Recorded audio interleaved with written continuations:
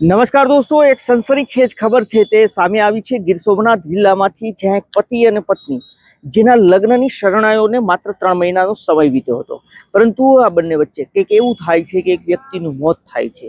જી હા, એ પત્નીનું મોત થાય છે જે 3 મહિના પહેલા પરણીને આવી હતી, પરંતુ એ મોત થયા બાદ જે ખુલાસા થાય છે તે ખૂબ ચોંકાવનારા અને ગંભીર છે. આવો જાણીએ શું પૂરો મામલો છે, ક્યાં ગામનો છે, કોણ છે પતિ પત્ની, અને આખરે તેની વચ્ચે શું થયું હતું અને ત્યારબાદ શું થયું છે. આ તમામ મુદ્દે વાત કરીએ, વિડીયોની શરૂઆત કરીએ. નમસ્કાર દોસ્તો, હું છું દિલીપ મોરી અને આપ જોઈ રહ્યા છો નમસ્તે ગીર. ગીર સોમનાથ જિલ્લાનું કોડીનાર તાલુકો અને કોડીનાર તાલુકાનું દેવલપુર ગામ છે. આ દેવલપુર ગામમાં આ જ ગામની દીકરી મતલબ કે રાધિકા, જેની ઉંમર માત્ર 21 વર્ષની છે અને તેના લગ્ન છે તે રવિભાઈ બાલુભાઈ સોલંકી નામના યુવાન સાથે, જે પણ 21 વર્ષનો છે, ગામમાં જ લગ્ન થાય છે. ખૂબ લગ્ન જીવન સારું શરૂઆતથી વીતતું હોય છે. પતિ પત્ની ને વચ્ચે તાલમેલ પણ સારો હોય છે.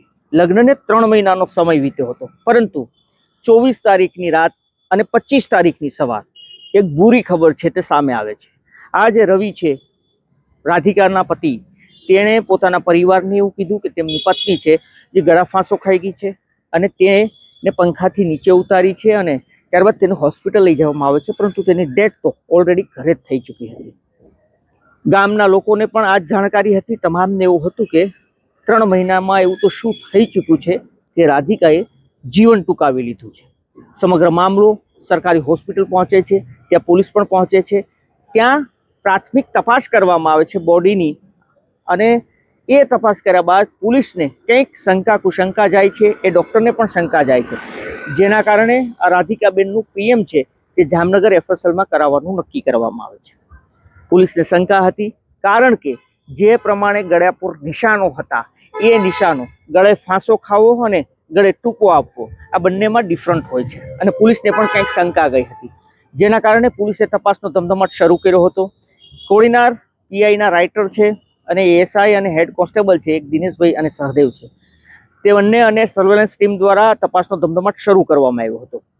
અલગ અલગ લોકોના નિવેદનો, પૂછપરછો કરવામાં આવી કે પરિવારની સામે તેના દીકરીના પરિવાર છે શાયદ તેની પણ કે કોઈ ઝઘડો હતો કે, તો જાણવા મળ્યું કે 3 દિવસ પહેલા બંને માણસો વચ્ચે કંઈક નાના મોટી જમવાને લઈને બબાલ હતી, એવું પ્રાથમિક રીતે જાણવા મળ્યું છે. પોલીસનું એવું કહેવું છે, પરંતુ પોલીસે ક્રોસ પૂછપરછ શરૂ કરી અને ક્રોસ પૂછપરછની અંદર આજે મૃતક કાજલબેન છે, તેનો પતિ રવિ સોલંકી છે, તે પોલીસ સમક્ષ ભાંગી પડ્યો છે, અને તેણે જે ખુલાસો કર્યો છે તે ખૂબ જ ખોફનાક અને ચોંકાવનારો છે.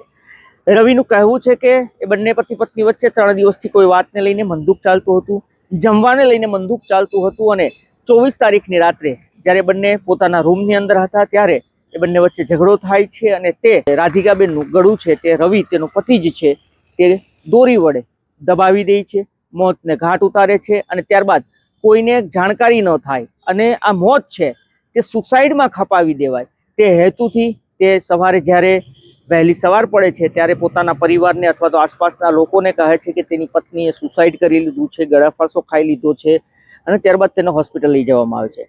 પરંતુ આખરે તે પોલીસ સમક્ષ ભાંગી પડ્યો છે, અને આ 3 મહિનાના લગ્ન જીવનનું કરુણ અંત છે તે કંઈક આ રીતે આવ્યો છે. પોલીસને નિવેદન આપ્યું છે, પોલીસનું આ કહેવું છે પોલીસ સૂત્રોનું. હાલ એવું પણ મનાઈ રહ્યું છે કે રવિ છે તેને પોલીસે ધરપકડ કરી છે અને હવે તેના ઉપર કાયદેસરની કાર્યવાહી હાથ ધરી છે. દોસ્તો, અમારો હેતુ કોઈને નુકસાન પહોંચાડવું, બદનામ કરવાનું નહીં, આપને સચેત અને જાગૃત કરવાનો છે. આપ પણ સલામત રહો, સાવધાન રહો, સતર્ક રહો.